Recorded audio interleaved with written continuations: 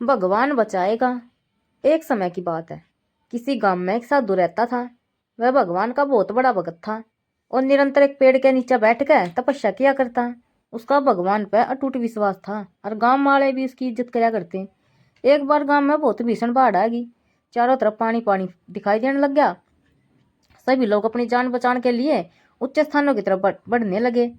जब लोगों ने देखा कि साधु महाराज अभी भी पेड़ के नीचे बैठकर भगवान का नाम जपने लग रहे हैं, तो उन्हें यह जगह छोड़ने की सलाह दी। पर साधु ने कहा, तुम लोग अपनी जान बचाओ, मुझे तो मेरा भगवान बचाएगा।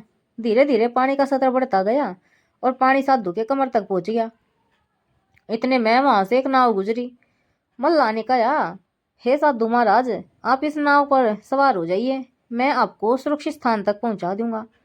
नहीं, मुझे तुम्हारी मदद की आवश्यकता नहीं है, मुझे तो मेरा भगवान बचाएगा, साधु ने उत्तर दिया।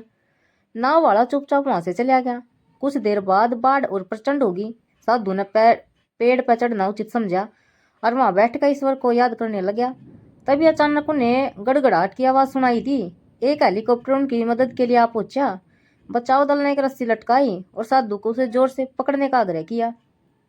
पर साधु फिर बोलिया, मैं इसे नहीं पकड़ूंगा, मुझे तो मेरा भगवान बचाएगा। उनकी हट के आगे बचाव दल भी उन्हें लिए बगैर वहां से चला गया। कुछ ही देर में पेड़ बाढ़ की धारा में बह गया और साधु की मृत्यु होगी। मरने के बाद साधु महाराज स्वर्ग पहुंचे और भगवान से बोले, प्रभु, मैंने तुम्हारी पूरी लगन के साथ आराधना करी थी, तपस्या की, पर जब मैं पानी में डूब कर मर रहा था तब तुम मुझे बचाने क्यों नहीं आए? ऐसा क्यों किया प्रभु आपने? भगवान बोले, हे साधु महात्मा, मैं तुम्हारी रक्षा करने एक नहीं बल्कि तीन तीन बार आया था।